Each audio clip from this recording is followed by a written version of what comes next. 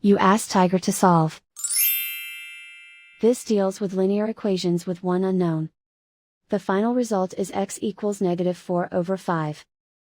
Let's solve it step by step. Simplify the expression. Group like terms. Simplify the arithmetic. Group all constants on the right side of the equation. Subtract 4 from both sides. Simplify the arithmetic.